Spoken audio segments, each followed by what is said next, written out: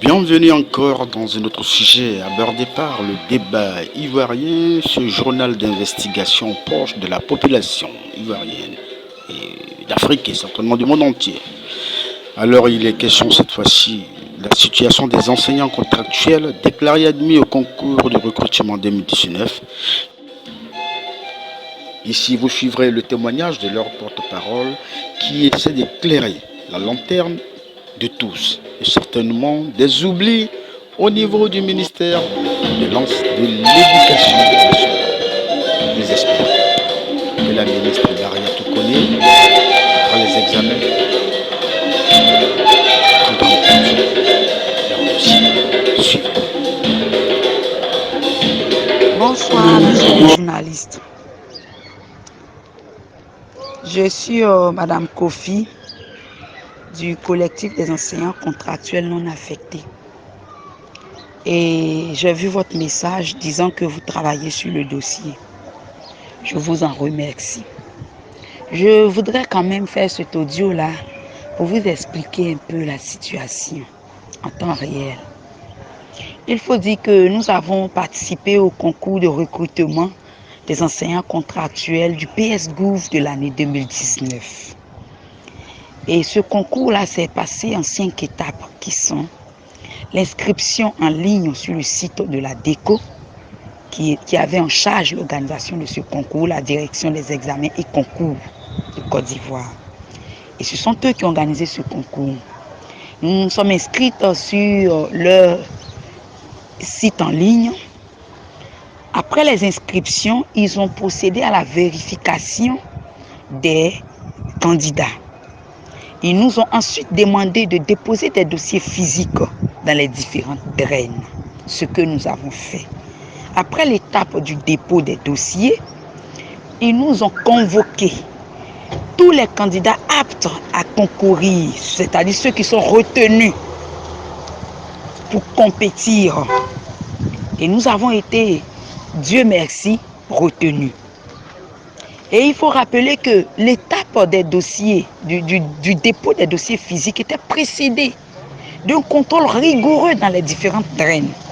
Et quand tu n'as pas le diplôme d'enseignement, on t'exigeait l'autorisation d'enseigner délivrée par le ministère, ce que nous avions, puisque la plupart d'entre nous sont déjà enseignants dans les lycées et collèges publics en tant que vacataires, et d'autres par contre dans le privé. Et donc tout le monde, parmi ceux qui n'avaient pas de diplôme d'enseignement, avaient au moins une autorisation d'enseigner. Et c'est comme ça que nous avons pu déposer ces dossiers-là et nous avons bravé l'étape du contrôle physique des dossiers. Nous avons ensuite été convoqués par la DECO à travers des convocations que nous avons imprimées en ligne. Et ils ont précisé que c'était ils convoquaient les candidats aptes à concourir. Nous avons donc répondu présent en imprimant nos convocations. Et nous nous sommes rendus dans nos différents lieux de composition. Moi, j'ai composé au lycée technique d'Abidjan, à Cocody. Et il y avait plusieurs centres. Une fois les compositions terminées, il y a eu plusieurs mois et les résultats sont sortis. Le 8 août 2019, nous avons été déclarés admis. Nous sommes allés en formation du 19 août au 30 septembre, c'est-à-dire 45 jours. Après quoi, nous avons été convoqués pour signer des contrats avec la DRH du ministère de l'Éducation nationale. Les contrats étant signés, dans l'attente des affectations dans diverses villes de la Côte d'Ivoire, on apprend par certains inspecteurs que des supercheries étaient en train de s'organiser au ministère et que certains parmi nous risqueraient d'être écartés. Nous avons pris la chose un peu à la légère parce que nous nous sommes dit non, on ne peut pas avoir signé un contrat dans le droit et puis rompre le contrat sans explication. Et même s'il y a des explications, les clauses de notre contrat disaient que la partie qui devait rompre le contrat devait dédommager l'autre partie. Donc nous nous sommes dit non, ce n'est pas vrai. Et nous n'avons pas pris la chose à cœur. Malheureusement, à la sortie des affectations le 31 octobre, tôt le matin, nous avons constaté notre non-affectation. Et de ce jour, de 31 octobre 2019 jusqu'à ce jour, nous n'avons fait que plaider. Nous nous sommes rendus dans plusieurs institutions. La médiature, le CNDH, la protection des droits de l'homme, le COSIM. Nous avons même fait intervenir les religieux, le COSIM, Monseigneur Coutouin. Nous avons fait intervenir des ONG, nous avons fait intervenir, vraiment je ne pourrais pas tout citer. Et jusque-là, rien.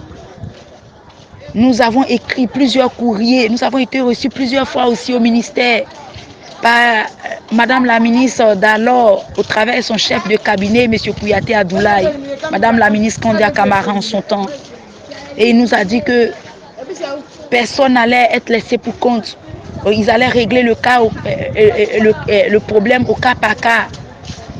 Des mois plus tard, ils nous recevaient encore, ils nous disaient, nous ne pouvons plus rien faire pour vous. Jusqu'à ce que Madame la ministre Maria Toukone arrive aux commandes des choses. Nous sommes encore allés vers elle à travers plusieurs courriers. Nous avons été reçus aussi, cette fois-ci, par son directeur de cabinet, ensuite par son chef de cabinet. Et ils nous ont dit qu'ils allaient voir ce qu'ils peuvent faire. Bien que nous sommes dans nos droits, nous avons négocié pendant tout ce temps. Et après cela, nous avons organisé une manifestation au plateau. Et là, son directeur de cabinet nous a reçus. Il nous a dit clairement, le diplôme en lui-même ne cause pas forcément problème. Et que pour enseigner, ce n'est pas forcément une affaire de diplôme, mais plutôt une affaire d'un niveau aussi équivalent. Parce qu'il ne faut pas prendre un niveau en dessous, mais un niveau équivalent, avec des connaissances requises, les filières qui s'apparentent à l'enseignement. Et c'est comme ça qu'il nous a rassurés. Il nous a dit même au pire des cas que l'éducation nationale est vaste. On peut trouver d'autres choses au sein de l'éducation nationale.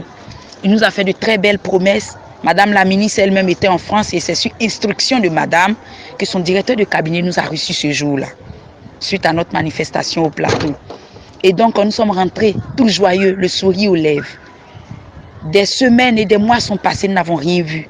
Nous sommes repartis et là, il nous a dit, nous ne pouvons plus rien faire pour vous, réorienter votre lutte.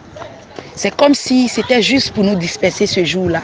Parce qu'ils avaient beaucoup insisté là-dessus. Rassurez vos amis, dites-leur de rentrer. Ne restez pas là, manifestant en plein plateau. Ce n'est pas une bonne image. Ça fait la 4e fois que la présidence appelle. Et ce n'est pas bon. Rentrez chez vous, nous allons faire. Pour enseigner, ce n'est pas forcément une affaire de diplôme. Si vous avez les connaissances requises, avec un niveau requis, avec des diplômes qui s'apparentent à la discipline que vous voulez enseigner, nous allons le faire. Et jusque-là, rien. Nous avons été contraints d'aller en justice. Nous avons donc saisi un avocat. Avec nos maigres moyens, nous sommes cotisés, nous avons payé les honoraires de l'avocat. Nous avons payé ces honoraires. La procédure a bien avancé, mais là, nous sommes bloqués au niveau du Conseil d'État. Et l'avocat a fini par nous avouer les choses telles qu'elles sont. Il nous a dit entre avocat et client, il n'y a pas de cachotterie. Et qu'il y a une main puissante dans la politique qui empêche le Conseil d'État, ou sinon je dirais qui influence sur le Conseil d'État, et qui fait que le verdict ne peut pas se rendre. Et que vraiment, il n'a pas de moyen de pression de façon personnelle pour agir. Donc nous sommes bloqués. Et c'est ce qui nous a fait réfléchir et qui nous a amené à organiser la manifestation du lundi 18 juillet, c'est-à-dire hier, 2022, c'est-à-dire hier. Malheureusement, à notre arrivée à la tour D, il y avait 5 cargos. À chaque entrée des différents tours, des cargos de la CRS étaient postés avec leurs éléments. Et il y avait un cargo spécialement qui lui faisait la ronde, c'est-à-dire il patrouillait. Et partout, il nous voyait, il nous chassait. Non, ne restez pas là. Nous avons ordre de là-haut, du très haut, de vous dire de ne pas faire cette manifestation. Nous ne comprenons pas.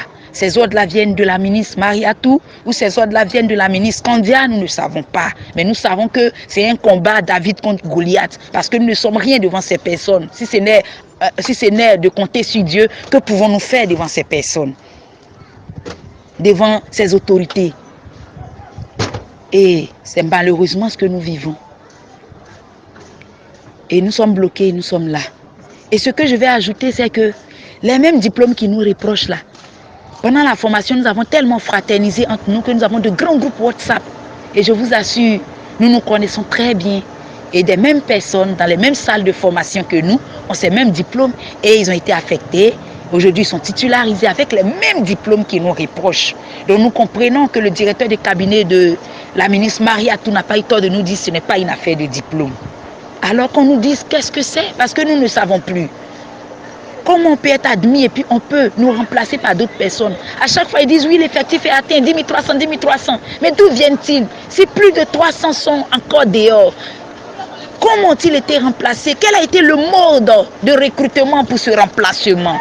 Et est-ce possible dans un pays qui se dit être un pays de droit, d'être admis à un concours, d'être formé, de signer un contrat, et puis sans avoir exécuté le contrat, dire que ce contrat est forclos?